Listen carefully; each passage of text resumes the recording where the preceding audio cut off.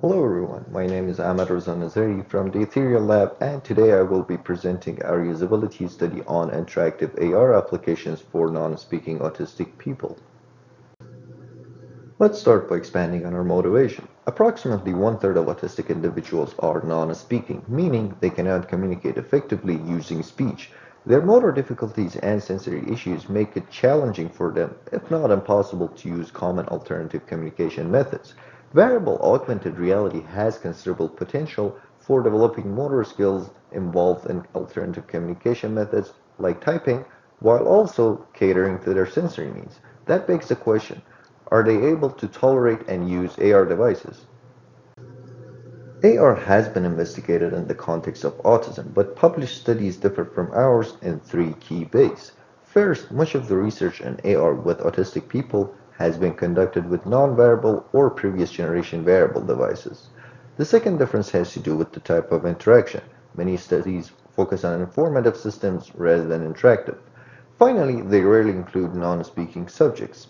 In summary, the feasibility of using modern head-mounted AR devices for this population has not been studied. Having said that, we aim to answer four research questions in this study. Can non-speaking autistic people tolerate a head-mounted AR device? If yes, can they interact with virtual objects using their hands? How does their performance change over time? And finally, how to best design and research AR for non-speaking autistic individuals. To answer these research questions, we developed a game that runs on the HoloLens 2 where subjects learn pressing virtual buttons. We used a user-centered approach for game design, gathering input from multiple stakeholders, including non-speaking autistic individuals, their parents, and professionals who work with them. The goal of the game is to press virtual buttons to see a holographic animation.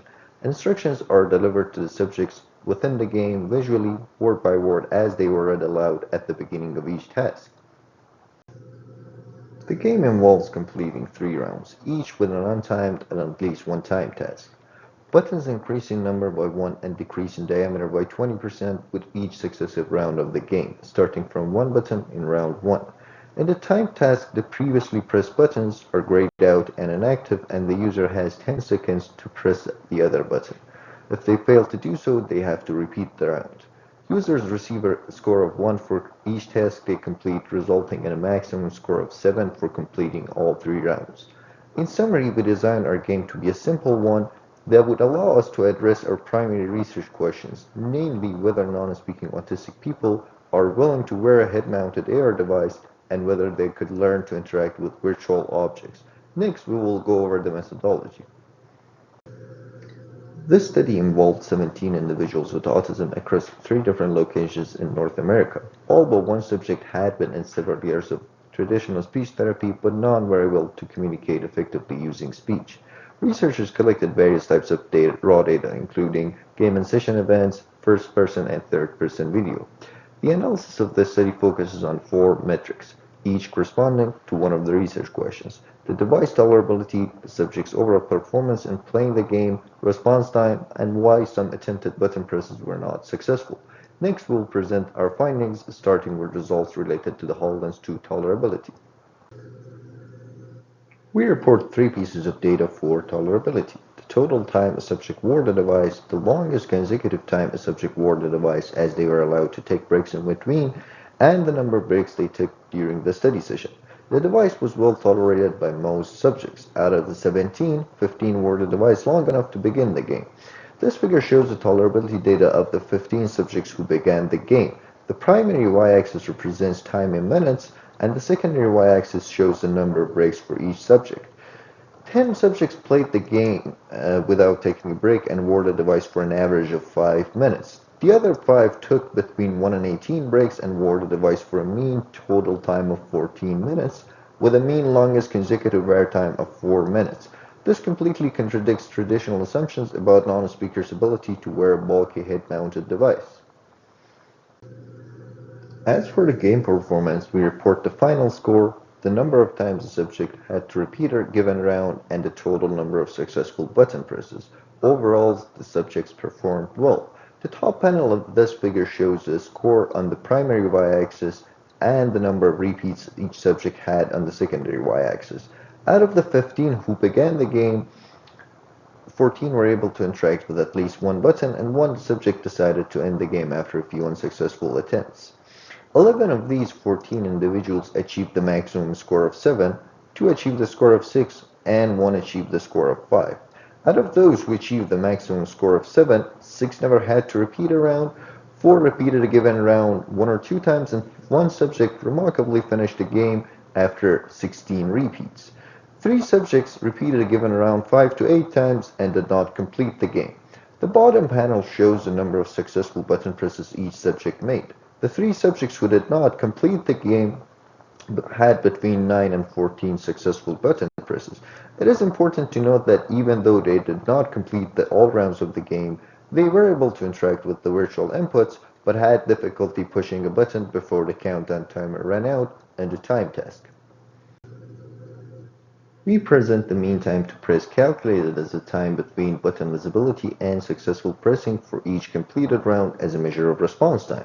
We found that on average, the 11 subjects who finished the game were quicker to press buttons toward the end of the game compared to the beginning, as illustrated in this violin plot.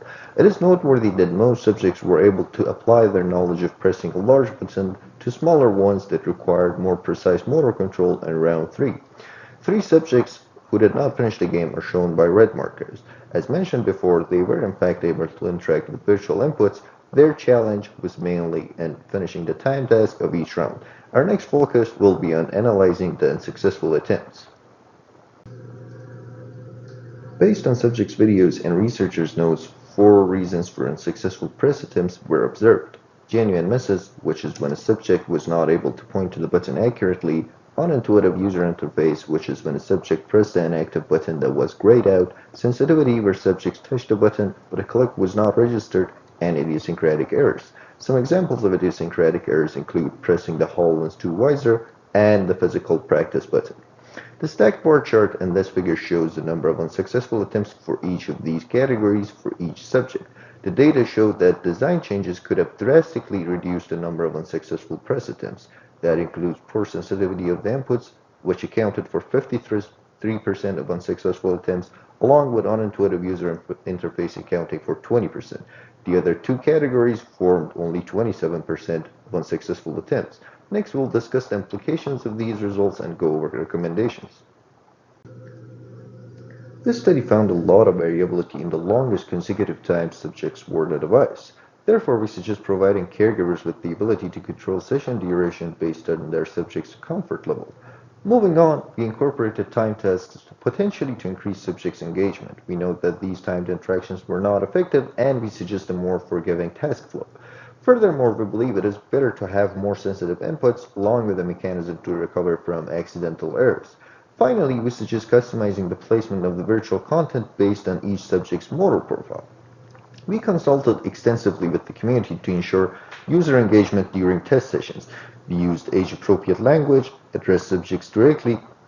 Subjects were able to take breaks whenever they liked. We also provided multiple ways for them to become familiar with the technology, including 2 caption videos explaining what AR is and what subjects would do if they agreed to participate. Feedback from caregivers suggested that users found our instructional material helpful in mitigating anxiety. Our study has several limitations. Firstly, our findings are restricted to the HoloLens 2, and more studies are required to extend our conclusions to other devices. Secondly, our sample size was limited to 17 participants. Third, our sample had a gender imbalance with only 1 female participant. In conclusion, our team study demonstrated that most non-speaking autistic adolescents and young adults can wear the HoloLens 2 and learn to interact with virtual buttons. Our results contradict the traditional assumption about AR's appropriateness for this population and offer exciting possibilities for designing wearable AR for this underserved group. In future, we plan to develop modules that enable non-speaking autistic individuals to improve their motor skills. We also intend to explore the potential of cross reality modules, which can help the therapists train subjects to interact with virtual objects. Additionally, we want to examine how other features supported by modern AR devices and accessories such as eye tracking, spatial awareness, and tactile feedback could benefit this population. Thank you for your attention.